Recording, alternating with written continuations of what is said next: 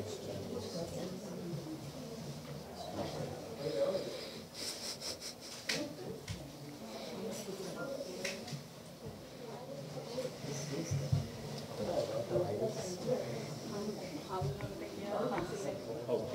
I will give you 5% worship after, but they're going to Okay, come back. yeah.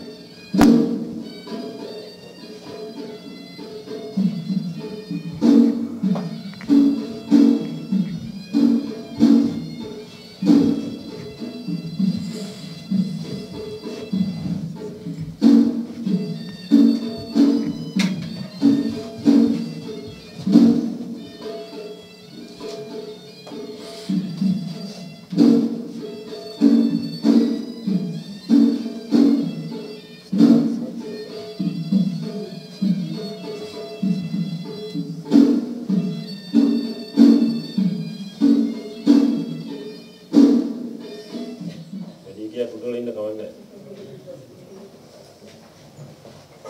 Everybody say sadhu, sadhu, sadhu. One more time loudly. Say namo tassa bhagavato arahato.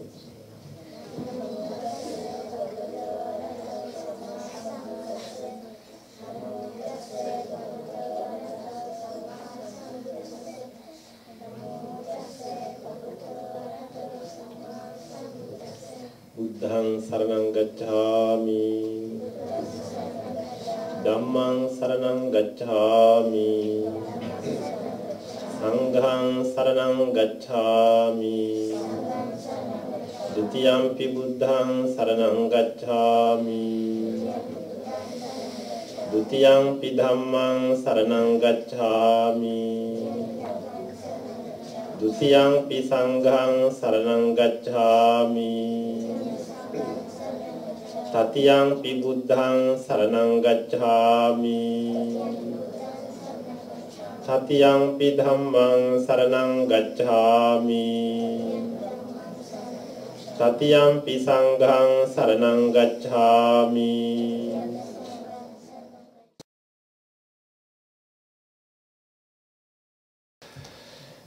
I have a question for you. You just took the 3 refuges and the 5 precepts. What does that mean? And I want an answer. Do you know what it means to do this? No? Well, you come and you do this every Sunday, right? So you need to know, you need to understand what you're doing. Everything about the Buddha's path is about understanding. You don't just do things because your elders tell you to. You do them because you understand what you're doing. Now, when you took the precepts in Pali, can you translate that into English for me? What does it mean?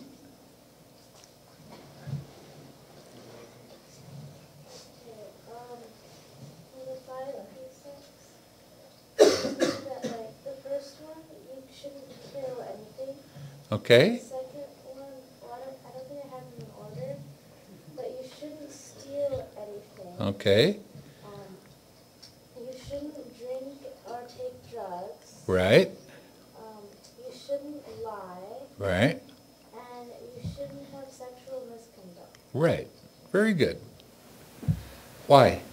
Because those things are all really bad. You can't even take them in moderation, because anything that falls into those categories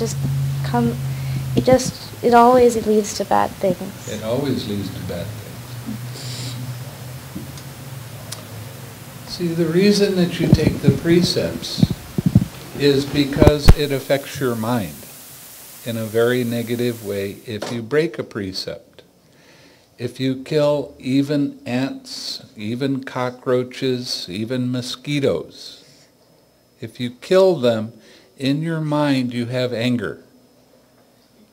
And you don't like those insects and you want them to stop bothering you. But if you kill them, you develop having a guilty mind. And that starts affecting the way you see the world.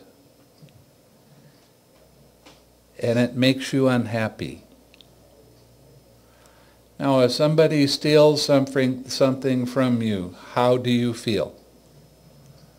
When they take it away and they won't let you have it anymore, how do you feel? Do you feel happy about that? No. So you don't want to make anybody else feel that way either, right? So you don't take things that aren't given. Now, the next precept I want to talk about is a very important one. And that is, don't tell lies. Don't say things that aren't true. Don't use words that are very crude and harsh. Cursing. And that seems to become more and more popular in this country as time goes by. You can't watch television without people using very crude language. You can't listen to the radio without hearing a lot of crude language. The kind of speech you want to develop is something that everybody smiles when you say it. Okay? Something that's very pleasing to people's ears. Now, why do you keep the precept not to tell lies? Because as soon as you say something that's not true, in your mind, you know that you made a mistake. Your mind tells you, I shouldn't have said that. It wasn't true. Now, the real problem with this is it starts making your mind more and more unsettled. Your mind becomes very agitated. It's hard to sit still. You always want to be moving around. You have to be moving something. The reason that occurs is because you break these kinds of precepts. This is called restlessness. And the more restless a person is, that means they've been breaking a lot of precepts. Now, I know that it's kind of a difficult thing sometimes because culturally we're taught to tell little white lies, just little tiny ones, it doesn't matter. But every time you say something that's not true, your mind says, oops, shouldn't have done that. And then over time, it gets bigger and bigger and bigger, and you start becoming more and more emotional. And you start making more and more wrong judgments and causing yourself and other people around you problems. And then when you start talking, people won't believe you. Why? Because you make a habit of saying things that aren't true. If you want people to believe everything you say, you need to be honest. And then they will trust you. So it's real important to be honest. Even if you do something and your mother or your father comes up and they say, did you do that? You say yes. If your parents find out you lie, then they're going to punish you that much more for whatever you did, right? And they become very upset. Why? Because they want you to be honest. Now, when you keep all of these precepts, what happens to your mind? You don't have any guilty feeling coming up? So your mind becomes very calm, very peaceful. And everybody around you feels that. And they want to help you. They want to do things that are very nice.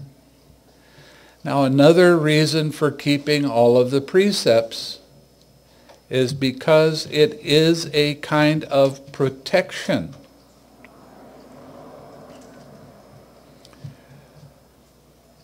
You know, you hear about a lot of people, they die because they were in a car accident, or one reason or another, they were killed. They die very unnatural death. The reason that that happens is because they didn't keep their precepts. When you keep your precepts, it is a protection. In one of the books it says that even if you fall off a cliff, a very high cliff, you won't die from that. You won't be killed if you keep your precepts. Now, especially in this country, a lot of people don't like the idea of someone talking to them about morality. They don't like to hear this kind of stuff. But they don't understand how important it is. A lot of people will say, well, I'll keep my precepts when I go to the temple. And then when they get out of the temple, they act any way they want. But the precepts need to be kept all of the time. Now, the sexual precept, not having any wrong sexual activity. Some of you are a little young for even thinking about that, but the others, if you're still under the care of your parents, it is very wrong to have sexual activity. It causes your parents a lot of upset, causes you a lot of problems.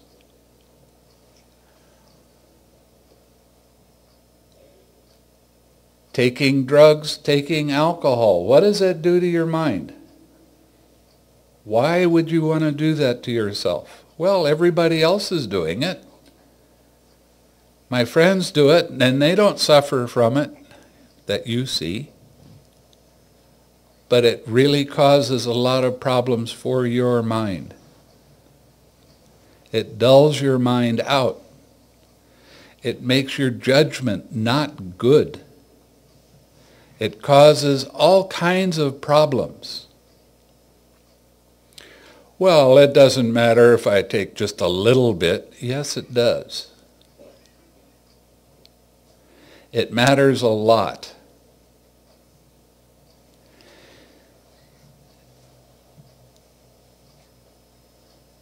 This isn't talking about taking medicine. This is talking about taking alcohol or drugs so you can go play. So you feel like your mind is more light and it's more fun. A lot of people harm themselves very badly by doing this. So you want to not do this at all.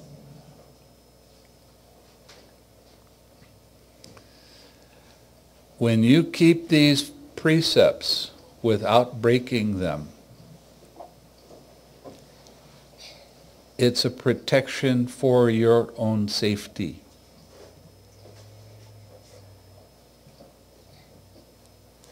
And you'll be able to pick your friends better because you'll want to be around people that you feel comfortable with that keep the precepts. You don't want to be around somebody that tells lies all the time, do you?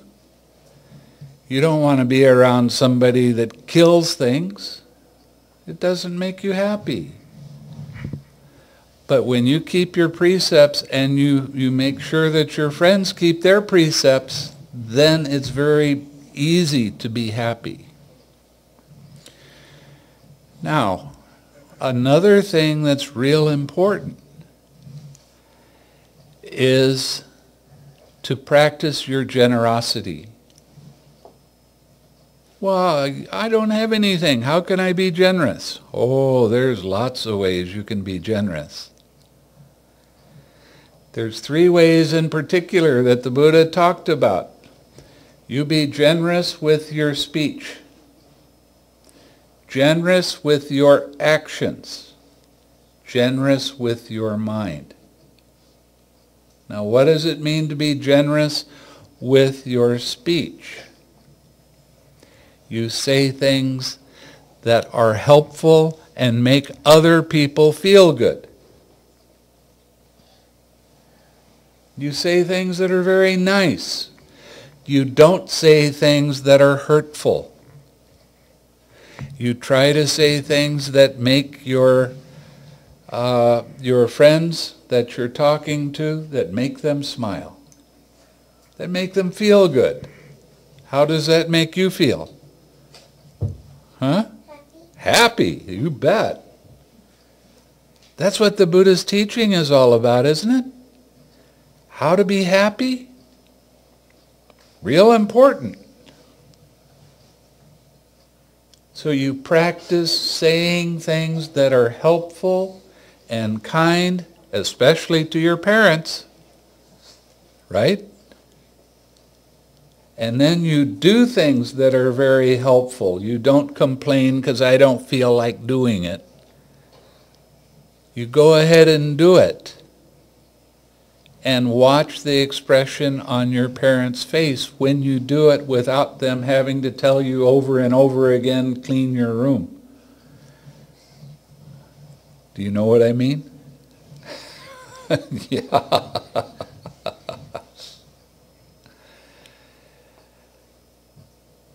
Now, the third part of this is being generous with your thoughts. How can you be generous with thoughts?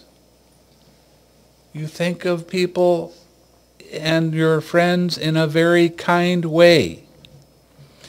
You don't talk about negative things about your friends. You're not being generous when you do that. Or your enemies. You only use speech that is kind, not complaining speech. And when you use that kind of speech, that means that your mind becomes generous. You start looking at the positive things in life, and this is important. If you have ever met a friend and they're always sad, do you think they're thinking about things that are nice and uplifting and happy? No. They're looking at things that are pulling their mind down, that are causing them to be unhappy. One of the things that the Buddha said that's real important is whatever you think and ponder on, that is the inclination of your mind. Now, what does that mean? If you think about being happy all the time, your mind will tend to be happy.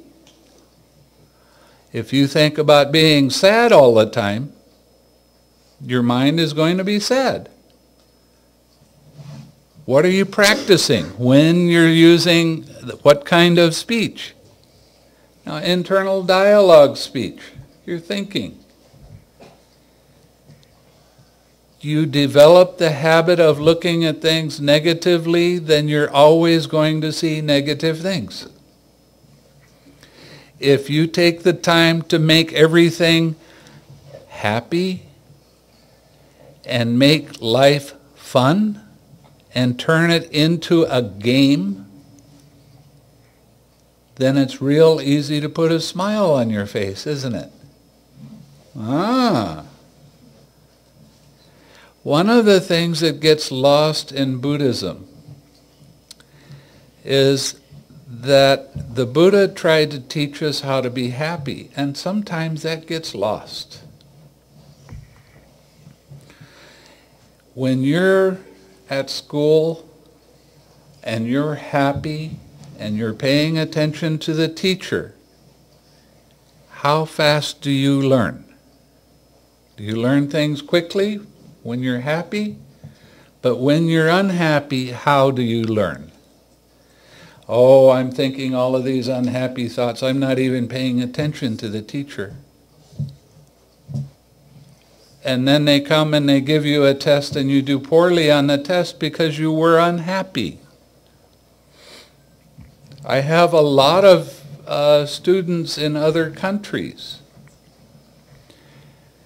Before they take a test, they come and they tell me, I'm really afraid. If I don't pass this test, I'm not going to continue. I won't be able to continue on in school. What should I do? Well, I said, worry about it. That's really helpful, right? That helps you to study, right? Well, you have to let go of worry. You have to let go of fear of what is going to happen in the future. You don't know what's going to happen in the future, do you?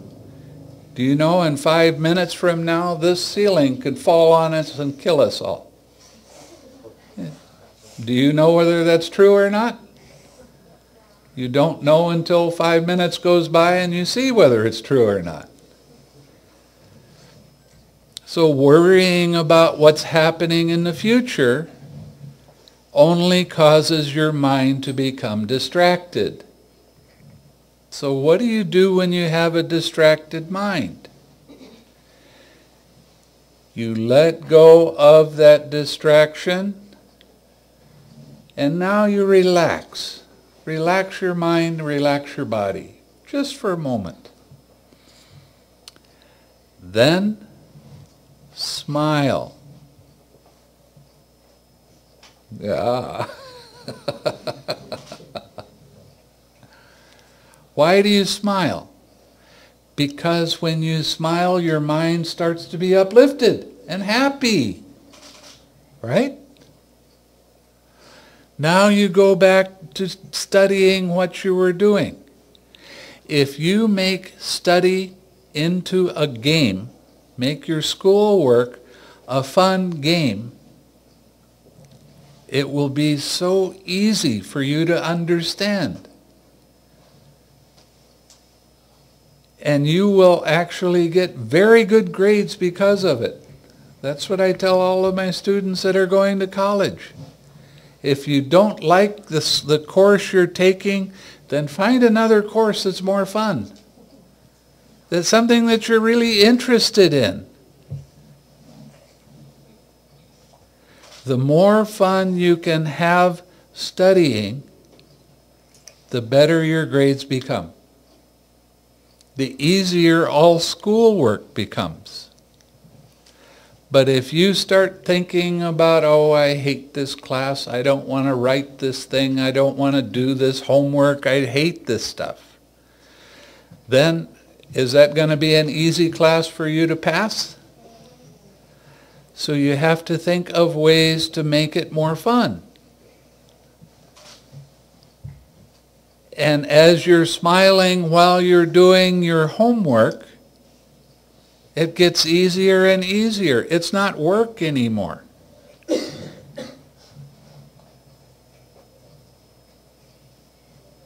Now it's just learning. And that's the attitude that we need to develop. I don't like the word work. I don't even really know what it means. Isn't that odd? I used to have a big company,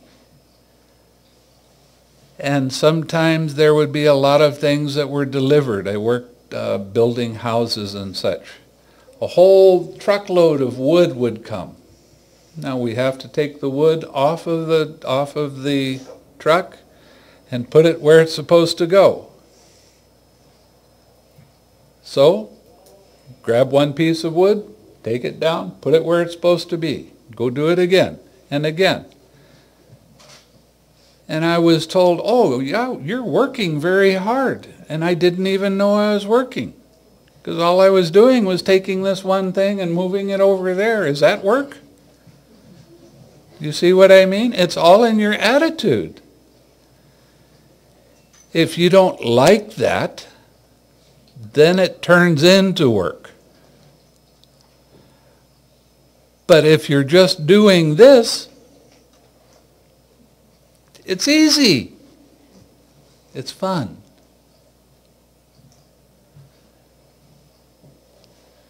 That's what we have to learn.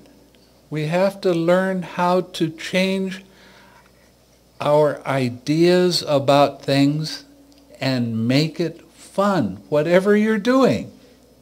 If you can't smile and you can't laugh with what you're doing right now, is it worth doing? Do you see what I mean? The more you can smile, the more you can have fun helping, doing things that your parents need to be done, and having fun doing it, the easier life becomes. Everything becomes a joy. There's nothing that you don't do. Oh, I don't want to do that. Have you ever done that? Mom tell you to do something, you go, no, later. I want to watch TV. Huh? A lot of people are looking down and looking away. And then when you do it, you wind up doing not such a good job, because I don't really want to do this. I want to go back and watch TV, or I want to get on the computer and play on the computer.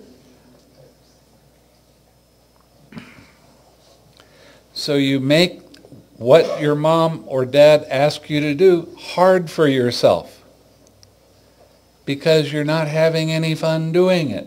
And it's your choice whether you have fun doing something or not. It's your choice all the way. You can be happy, you can be unhappy. You can laugh, you can cry. Your choice.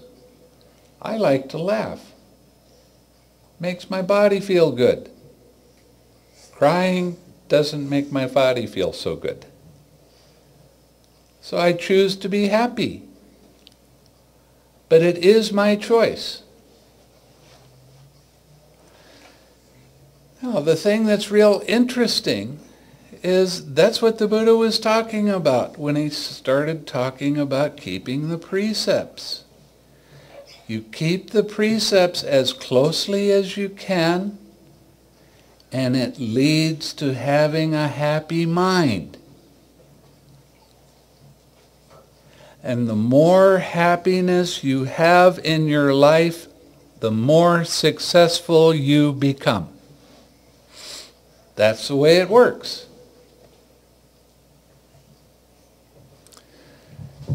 The more you break precepts, the harder life becomes. Right now there's an awful lot of people that have depression. They get depressed. They have to take drugs for depression. Or some people in school say, oh, you have this attention deficit disorder. Why is that? Because you're not following your precepts very well. That's the real reason.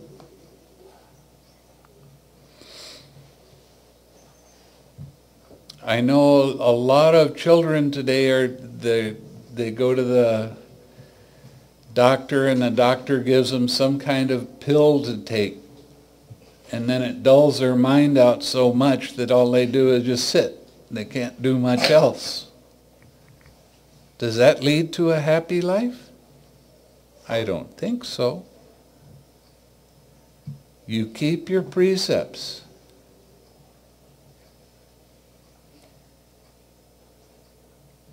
you especially don't tell lies. You don't use foul language. You don't gossip. You don't talk about other people and make up stories. You don't try to divide people. You don't say, my friend is over there and they said this about you. You don't do that sort of thing. And then your mind becomes more uplifted. Now, this is something that you have to practice all the time. It's not just about keeping while you're at the temple. This is about keeping your precepts 24 hours a day. And you know another advantage of this? Go to sleep real easily. You don't have so many bad dreams. When you wake up very alert. Well, isn't that an advantage right there? And it stops you from having severe accidents. So there's all kinds of advantages for keeping your precepts, being conscious of not breaking your precepts. Now, one thing that happens is sometimes you might forget. Okay? Whoops, I broke a precept. I said something that wasn't right.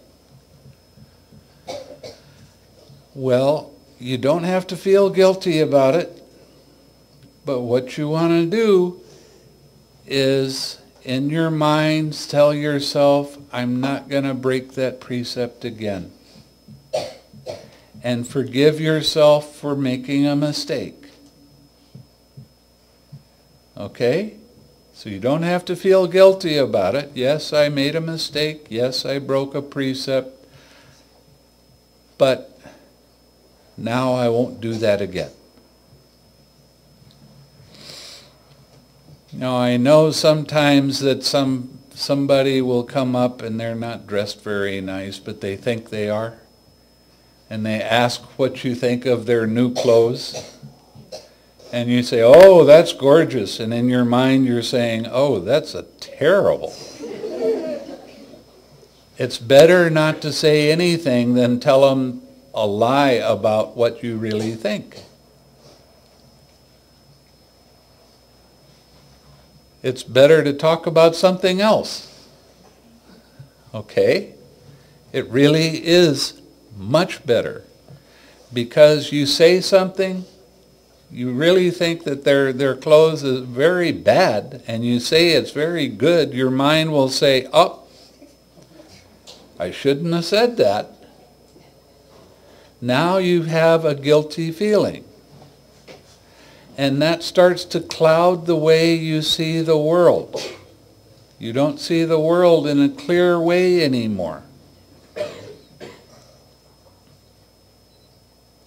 And you're hurting yourself by doing that.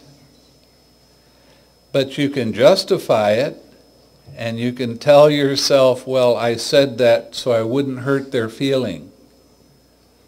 It's better to be quiet than it is to say something that's not true. Now, there's a real interesting sutta, if I can find it,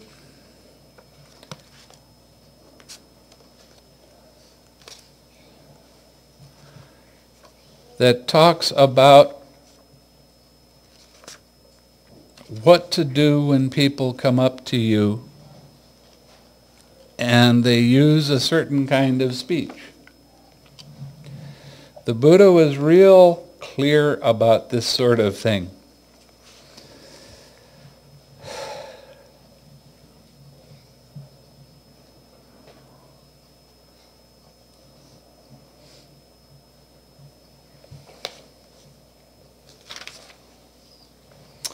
Okay, he says, there are 5 courses of speech. that others may use when they address you. Their speech may be timely or untimely.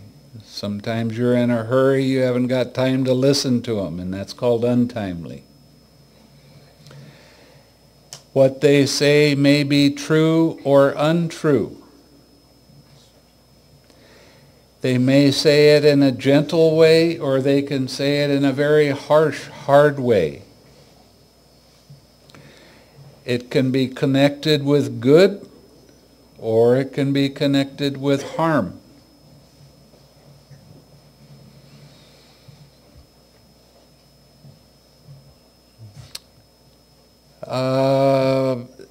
They can speak it with a mind of loving kindness, or they can speak it with a mind of hate. Now these 5 different kinds of things can happen with anybody coming up and talking to you. Then the monk said, the Buddha said this, you should train thus. Our minds will remain unaffected, whether they say something true or untrue, or they say something gentle or harsh. We shall utter no evil words. We shall abide compassionate for their welfare, with a mind of loving kindness. What does that mean? A mind of loving kindness.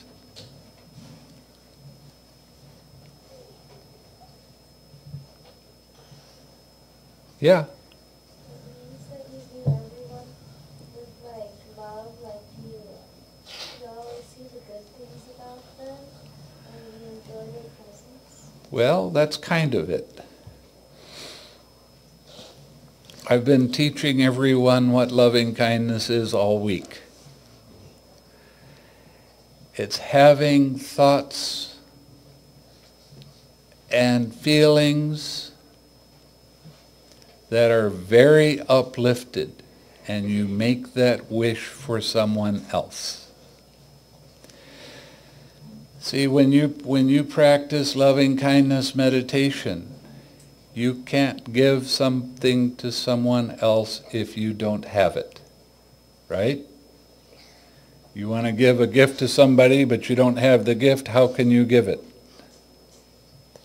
So you have to do it for yourself first. Now, when I teach people how to practice loving kindness, what I do is I tell them, you have to smile all the time. And then now everybody's looking down again and not smiling.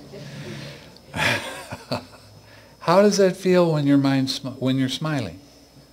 How does your mind feel when you laugh? Huh?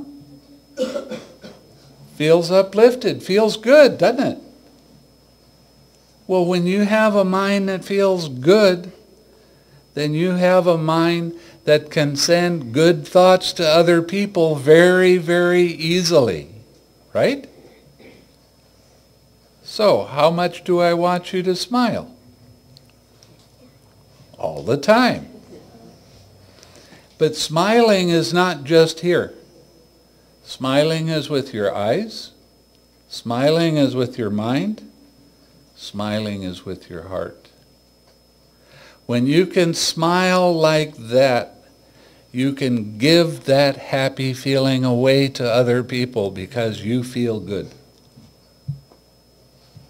So when you have somebody come up to you and they can say something that's not true, or they can say something that's very harsh, and look at them and send them your smile, that will help that person to have an uplifted mind. That's what the Buddha was talking about.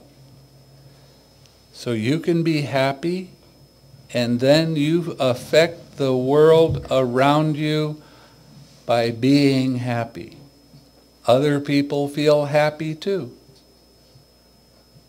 You ever run across a friend and they're very unhappy and they're crying? What's the first thing you do? Oh, I feel so sorry for you. Are you helping your friend by doing that? No. You're making your friend more miserable. You send happy feelings from your heart to your friend. And before long, their emotional state lets go and their mind starts to come up to the level of your mind. That's how you help. The more you can say things and do things that are kind and uplifting, the happier you make the world around you. That's the way it works. That's what the Buddha tried to show us all the time. We keep our precepts so we can be happy. Once we're happy, we have to practice our generosity and give it away. Give it to everybody else around us, especially to your parents and your friends and your teachers and everybody you see. The more you can practice having a smiling, uplifted, happy mind, the more life becomes fun. And when life is fun, it's really worth living. Isn't that right? So don't sit there with a sour face looking at me. Smile. How does your mind feel now? Do you see? It really does make a difference. So the more you can use kind words and share those kind words with even people you don't know. You walk into a store and the cashier is having a bad day. Okay, so what do? Do you say something to make her day worse? No, you smile and you wish her some kind of happiness. You appreciate her. She's a complete stranger, but you make her happy. When you make her happy, the next people behind you in line, they get some of that happiness too. Do you see how it works? The more you can practice being happy, the more the world becomes happy. Right now, that's a real unusual thing, especially in California. Everybody is so tight and so afraid. Things aren't going like they're supposed to. Oh, the economy is so bad. How am I ever going to get a job? We don't have any money to do things. Well, you can worry about that all you want, or you can help everyone in your family to be happy. Life is supposed to be a game to play. It's not supposed to be something to be afraid of. So how do you practice playing life?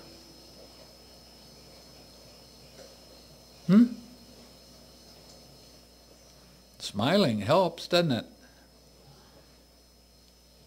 Doesn't it? Then how much do you need to do that? I used to have some of my students get me mirrors that people could carry with them. And on the mirrors we took some fingernail polish and we wrote "smile" on it. And then I gave it to other people. And I said, anytime you're walking down the street, anytime you're doing anything, take a look at what your face looks like. And if it's not smiling, then it's time to start. Now, it's a real interesting scientific fact that the corners of your mouth are real important. If the corners of your mouth go down, so does your mental state. The corners of your mouth go up, so does your mental state. So the more you can practice smiling all the time, the happier you are. That's the way it works. The more you can help other people to be happy, the happier you will become. So you keep your precepts. You be real helpful whenever somebody asks you to do something. Don't tell them, no, I don't want to do that now. I want to do something else. Just get up and help. And you'll start finding out that life is really a lot of fun. And it's worth it. Not just a little bit. The more you can practice, the better you get at whatever you do, right? So, the more you smile, the easier it becomes. Smiling with your mind. Smiling with your heart. Wishing your friends happiness. That's what loving kindness is. Not because you want anything from your friend. You just wish them happiness because it's a nice thing to do. It's a way to help. And that's real important. Okay, so I've been talking for a long time. Do you guys have any questions?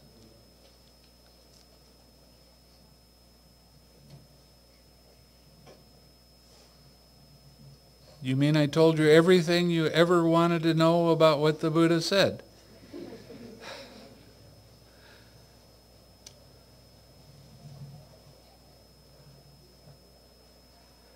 When I was in Malaysia one time,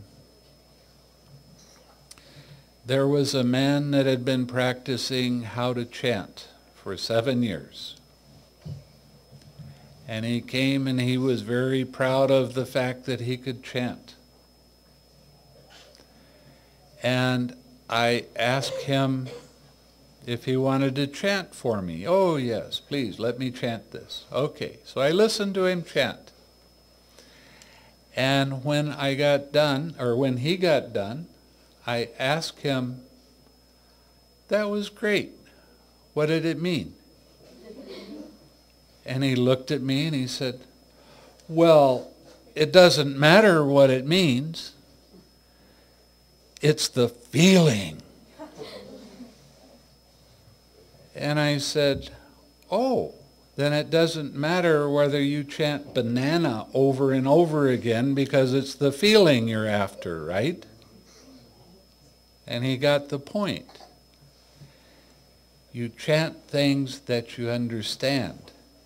If you don't understand the meaning of something, find out before you just start chanting. It's very important. Just to parrot what other people are doing without knowing what you're saying, you might as well say Coca-Cola, Coca-Cola, Coca-Cola, because it has the same meaning for you. But at least you know what Coca-Cola is, right? Everything about the Buddha's teaching is about understanding, learning how things work. Don't do things blindly just because everybody else does them.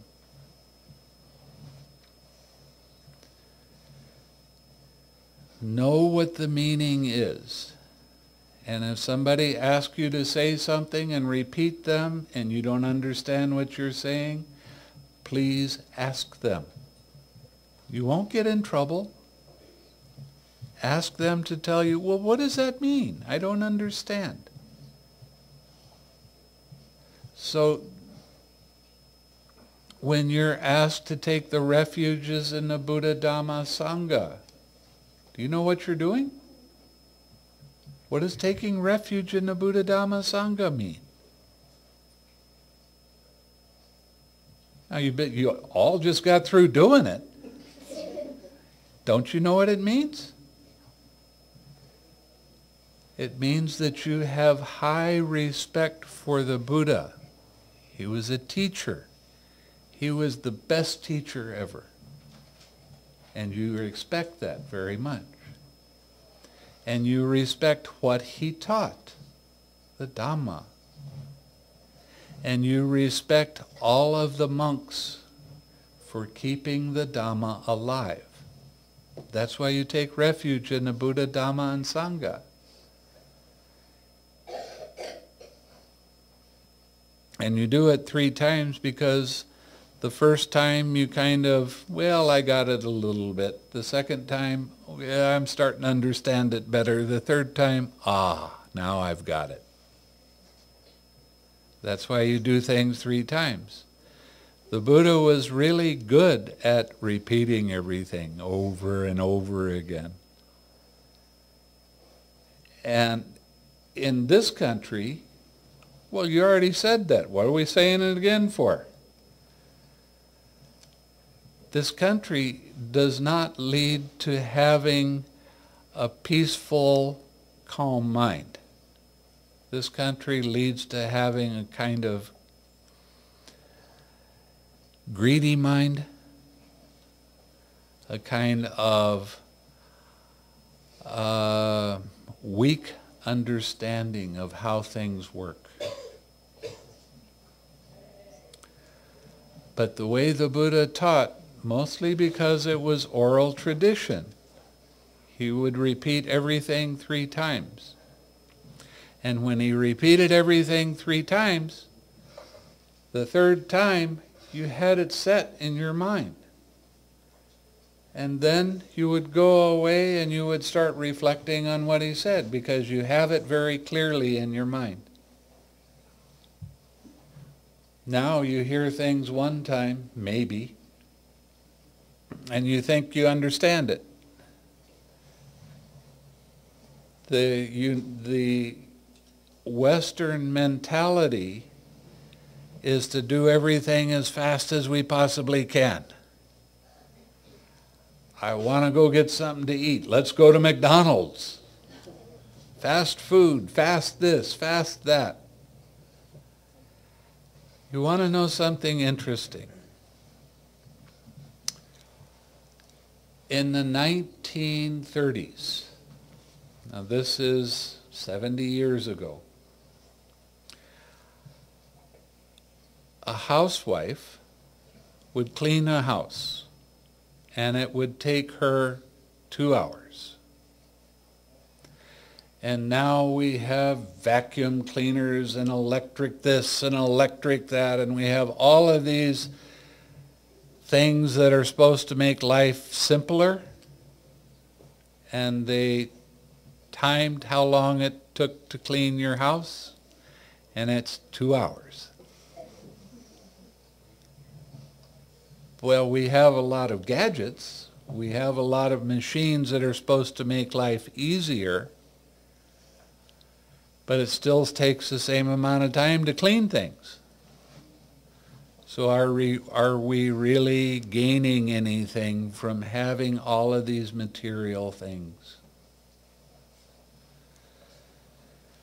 When I was in Malaysia, one of my favorite questions for people was, what's more important for you, time or money? And they always got real smart and they said, well, time is money. And I said, no, it's not. What's more important to you, time or money?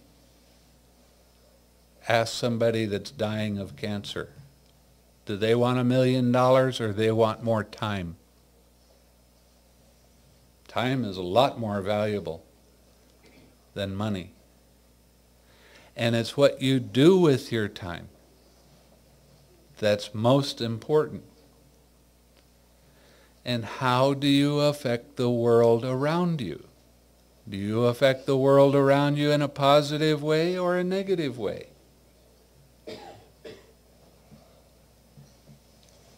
The more you can smile, help other people so that their suffering isn't so much. The more you can be kind and gentle and helpful, the more successful you will be in life. Isn't that an odd thing to say? Success does not equal your bank account. Success is found out to be here. If you're really successful,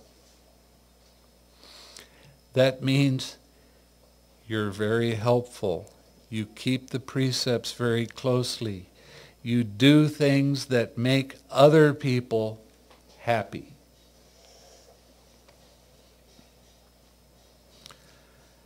Oh, I'm a monk. I don't work for a living. I don't have any money. I have time.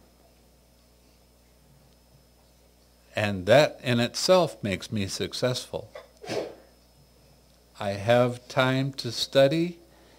I have time to see what the Buddha was talking about, so I can spend time with you explaining these kind of things.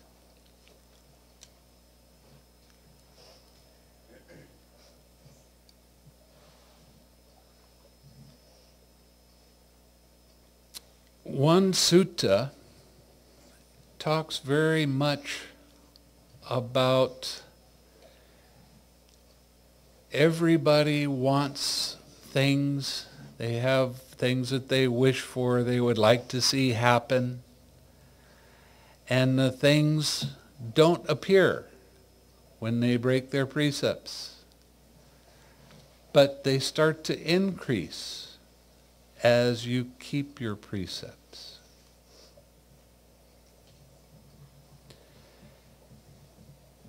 That also relates to smiling and being happy and being helpful for other people. The more you look out for other people and don't be selfish, the easier everybody can get along. You want to get over war? Stop helping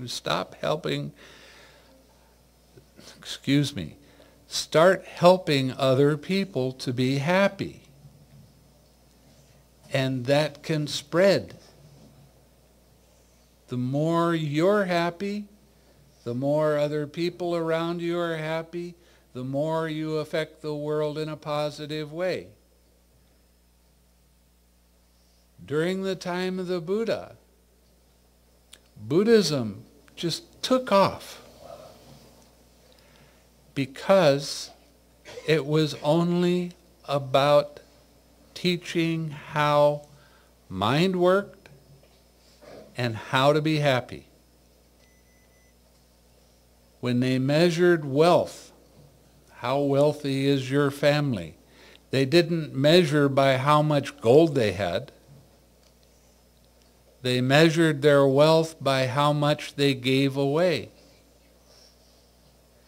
They would go out and get a lot of food. And if they were somewhat wealthy, at one of the gates to the town, they would have a place that anybody wanted to come for food, they could be fed. Now that was a kind of wealthy person. A very wealthy person, there was 4 gates to all cities. Now they would put a table at all 4 gates. Anybody that came into the town, they would have food. They didn't have to buy food. They put one table in the middle of the town. They put one table at their gate. That was considered, they were considered to be very wealthy. They were wealthy because of what they gave, not what they hoarded. Didn't have anything to do with their bank account. Had it to do with their generosity. The more you practice giving, the more successful you become. So you practice giving kind words, kind speech, kind actions, kind thoughts. You will be successful. It's not going to be all of a sudden I'm rich, but you will grow into a more and more happy life. When I was in Malaysia, there was a lady that came to me, and she said, the doctor told me that I have cancer, and he said that I'm going to die in 6 weeks. What can I do so I will be happy? So I said, well, one of the highest gifts that you can give is life. Well, how do you give life? You go and find an animal that's going to be killed and let it go free. So she thought, I can do that. There was a lot of fishing boats. So she would go down to the fishing boat and she would buy 100 little fish that they were going to use for bait. And then she would let them go free. And I told her that when you do that, you reflect on how good a thing it is. What a kind thing you've just done. You've just saved the life of a being so that they can live longer and they can be happy. She did it every day. The fisherman thought she was crazy. But she became very, very happy. She went back to the doctor, and the doctor told her that she didn't have cancer anymore. And as far as I know, to this day, she's still going out and buying fish and letting them go free because it makes her so happy. But it doesn't have to be fish. In Malaysia, they have, at the market, they bring live chickens. And they'll butcher them right there and then give you the meat. And this one lady who broke the precepts, now let me tell you the whole story. I was teaching her meditation. She got to a point where she was very good. She could sit for a long, long period of time without moving. Her mind went very deep into the meditation. I had to leave for a couple of months because I had to go to another country. And when I came back, the first day I came back, she calls me up on the telephone and said, I'm not going to meditate anymore. I said, why? She said, I can only sit for a half an hour. I went, okay. Now she was sitting up to 4 hours before. She could only sit for a half an hour. I said, what precept did you break? She, I didn't break any precept. Okay. You can't stop meditating. You have to sit at least 1 hour. Called me up the next day. I'm going to quit. I said, what precept did you break? Well, here's the deal. She likes to keep a very clean house. But you know what it's like in Asia, that you have all kinds of bugs coming around. And she just got through cleaning the cabinets, and a line of ants came walking along her cabinets. And she just very nicely got rid of them. And she came back a little bit later, and there was this line of ants. And she got angry, and she went and got the insect killer, and she killed all those insects. As soon as she did that, she could not sit in meditation anymore. She had a guilty mind. Now, when she told me this, I said, okay, fine. Now we know how to handle this problem. I said, go buy an animal that's going to be killed and let it go free. So she went to the market and she bought 2 live chickens. And I told her you could take them out to the forest and let them go free. And when you let them go free, you let go of that guilty feeling of killing these other animals. So she had 2 children. One of them was 4 and one of them was 6 years old.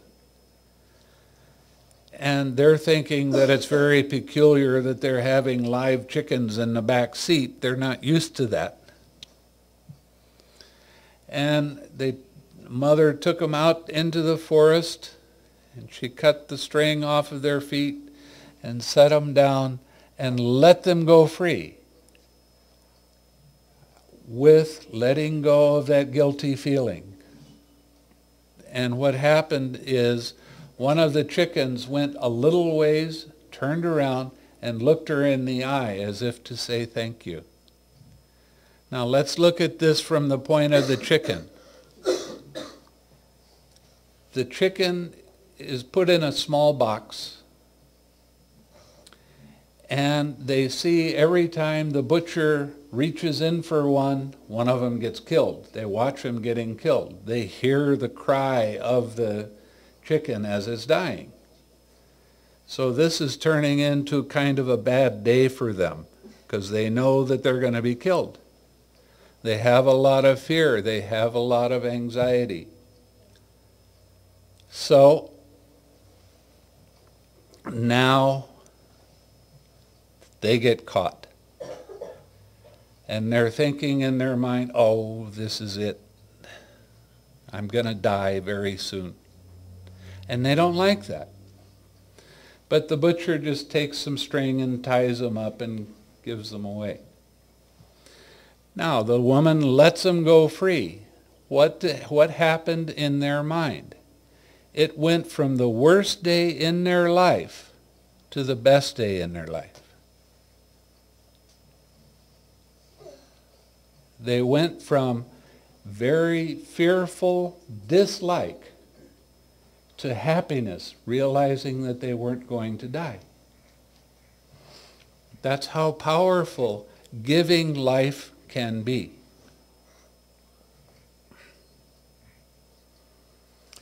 Now, as soon as she did this, she went home.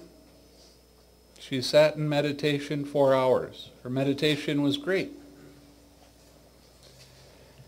And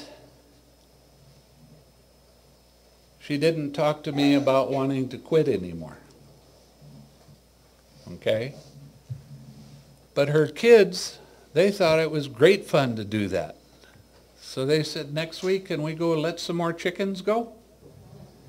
So she got in the habit of buying a couple chickens every now and then and going and letting them go free because the children like that so much.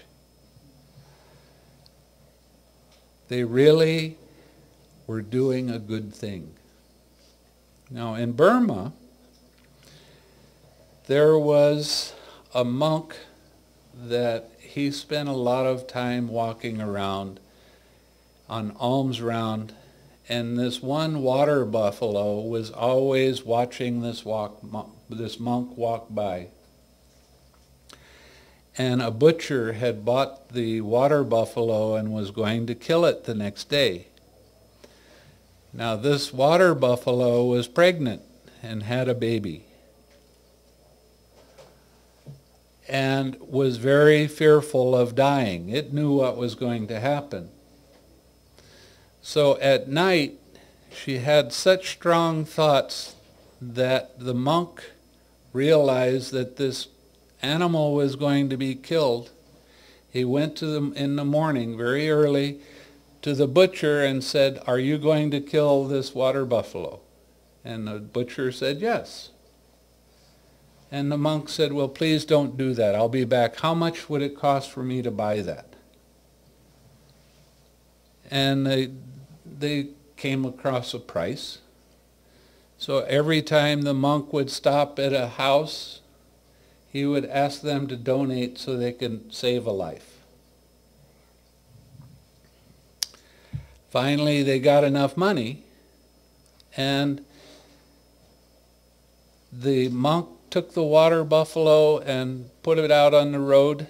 The water buffalo turned around, and there's a very famous picture of this. They took a photograph of it, of the water buffalo kneeling to the monk.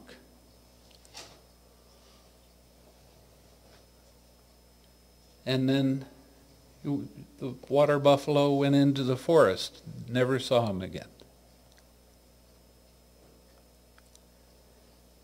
The gift of life is one of the highest gifts that you can give.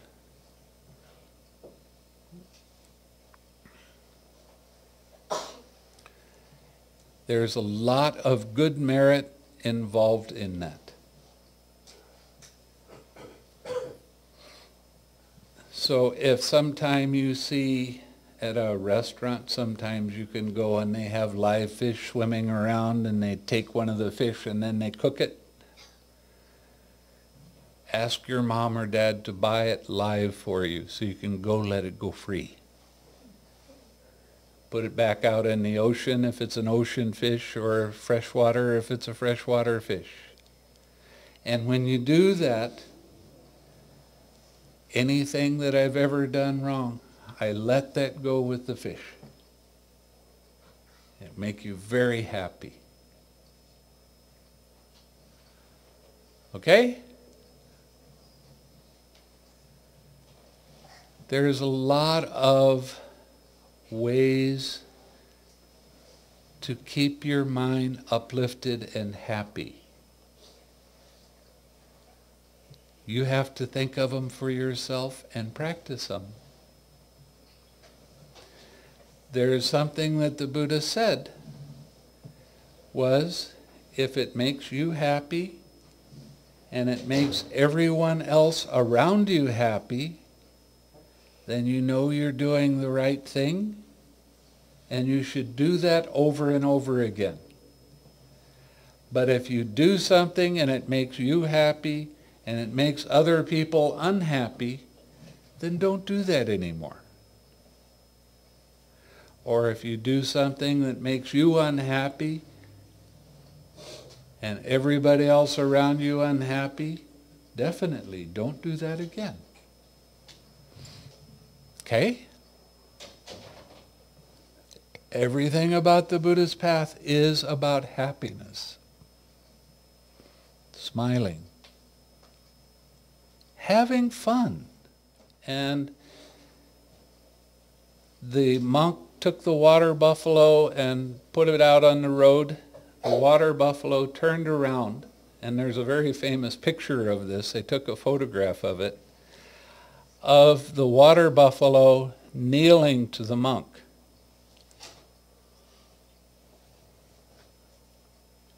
And then the water buffalo went into the forest, never saw him again.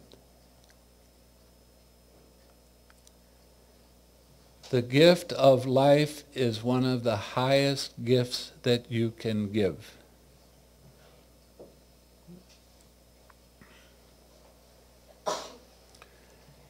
There's a lot of good merit involved in that. So if sometime you see at a restaurant, sometimes you can go and they have live fish swimming around and they take one of the fish and then they cook it. Ask your mom or dad to buy it live for you so you can go let it go free. Put it back out in the ocean if it's an ocean fish, or freshwater if it's a freshwater fish. And when you do that, anything that I've ever done wrong, I let that go with the fish. It'll make you very happy. Okay?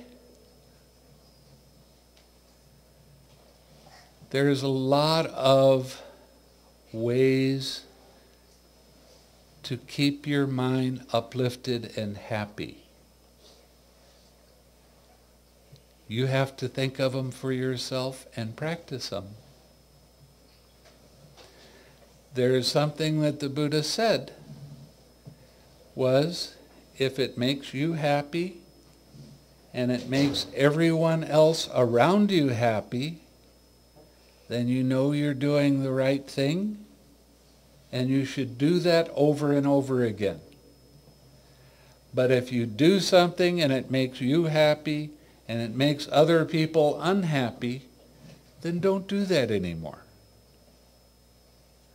Or if you do something that makes you unhappy and everybody else around you unhappy, definitely don't do that again. Okay? Everything about the Buddha's path is about happiness. Smiling. Having fun. You like to have fun? The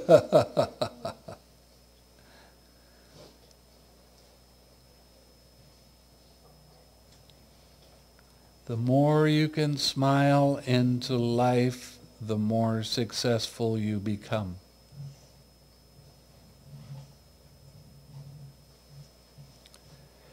There's nothing worth getting sad over. Sadness will come sometimes, but you can let that go. It's just a feeling. Let go of your judgments. Smile and give your smile away as much as you can.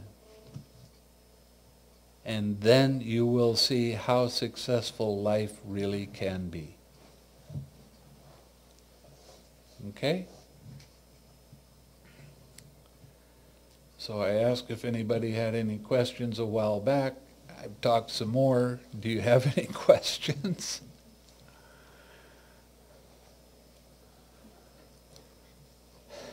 I'll tell you what it says in one of the suttas. It says, whenever there's a monk around, if you don't ask them questions, then when you die, you will be reborn stupid.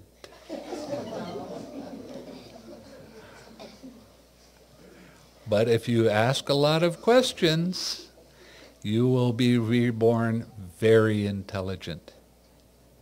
It's up to you.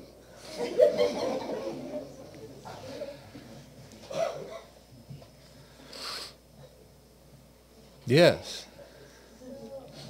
I have these two friends, and sometimes when one of my friends is sad, it goes to my other friend for comfort, but my other friend just tells him it's your choice to be happy, but it doesn't comfort my other friend, the way that he wants to be comforted. Yeah. And I want to help the second friend to help the sad friend, but I don't know what to say to him because he's right, but it's not helping. Yes. So what do? You know, I have an awful lot of people come to me, especially when they're sad and upset. And I don't say anything to them. I let them go on about their sadness. And what I do is I send them loving and kind thoughts from my heart. And in a little period of time, now they're not emotional and they're not really upset anymore, and they start to feel happy.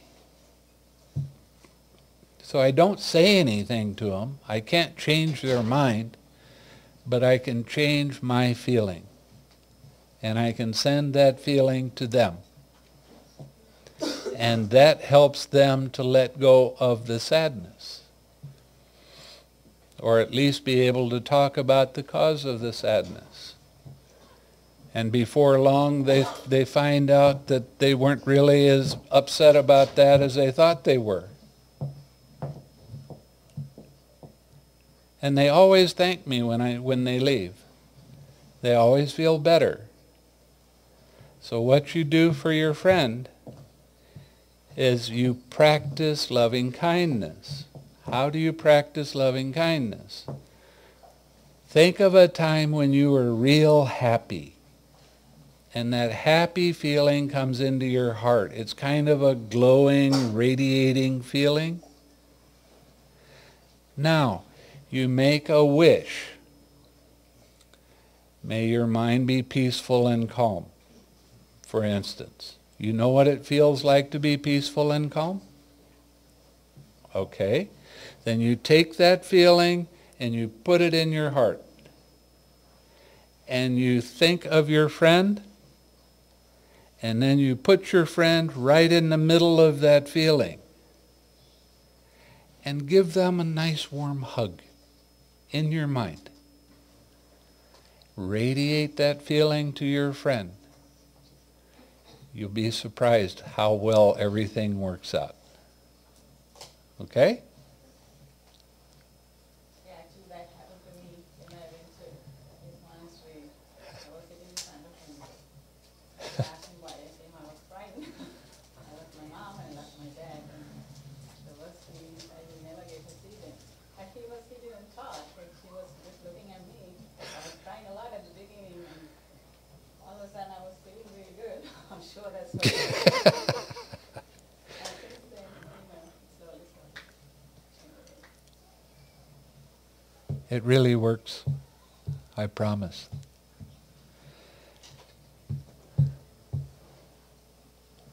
It takes practice to do it, too. It's good that if you take a little time every day and send loving and kind thoughts to a friend, maybe 5 or 10 minutes is enough. But if you do it every day, then you'll start to be more familiar with how it works, and then you can remember to use it more.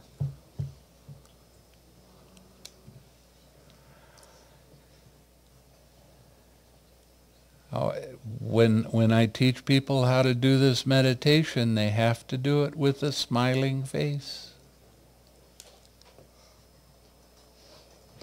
I'm going to give you a challenge now. If you can explain how you do it, because today's the first day. I just did.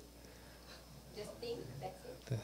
No, I said you have to feel the wish. Put the person in the middle of that wish that's in your heart and radiate that to them. Just think that let it go like that. No, it's feel. You have to feel the wish. You have to think of the wish first, of course. Then you have to feel the wish, put that feeling in your heart, surround that person, and radiate that feeling to them.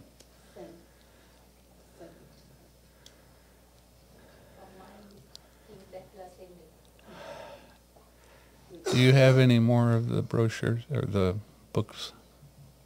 No? I can cook and is that okay? Hmm? I can cook and bring it to the temple. It happened especially Okay. with college students. When they were getting ready to take a test, was they would be studying for a little while and then they would start to worry, and then their mind would kind of go away for a little while and they'd come back and they have to go back and reread everything they just read because they weren't paying attention to it. So what you have to do is notice that that's what's happening, that your mind is getting distracted, and let it go and relax and come back and pay more attention to what you're doing while you're doing it. And if you don't have fun studying, make a way to make it fun. Turn it into a game. You'll be surprised how good your test scores are going to be. And you will benefit other people around you because of your attitude towards the test. You won't be afraid of it. And when you're taking a test, everybody starts at the top of the page and they do this one, this one, this one, this one. If you don't know the answer right away to one of those questions, let it go on, and then come back to it. And what happens is, if you don't know the answer to this and you sit there and you try to think and try to think and try to think, then you start losing a lot of time and you don't have time to finish your test, and then you don't get as good a score. It's better to go, oh, I don't know that one right now. I'll think about it later. Let's go to the next one, like that. Now, one of the mistakes that I made when I was in college was when there was a major test, I stayed up all night studying. Waste of time. Made me sleepy. I didn't feel good when I was taking the test. The night before the test, get a good night's sleep. If you don't know it by then, you're not going to know it by staying up all night and trying to cram for it. Doesn't work.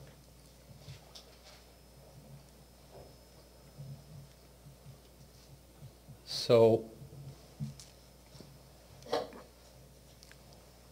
any time that you find that your mind is distracted, let go of the distraction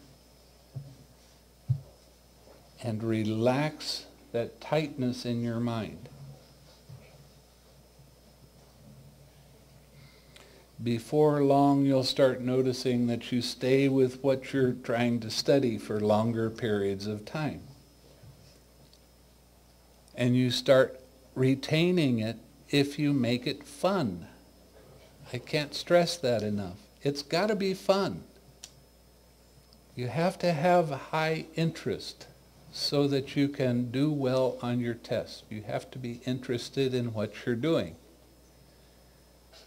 If you have the mindset that I'm just doing this so I can get the grade, so I can get the heck out of here, then the chances are you're not going to get as good a grade as you could.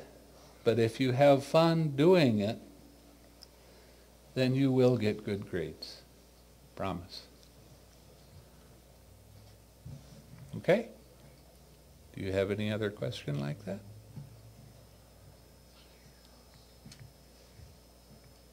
Easy stuff. Okay. Then we're going to have a break now. Okay? So I'm going to share some merit with you. May suffering ones be suffering free, and the fear-struck fearless be. May the grieving shed all grief, and may all beings find relief. May all beings share this merit that we've thus acquired for the acquisition of all kinds of happiness. May beings inhabiting space and earth, devas and nagas of mighty power, share this merit of ours. May they long protect the Buddha's dispensation. Sadhu, sadhu, sadhu.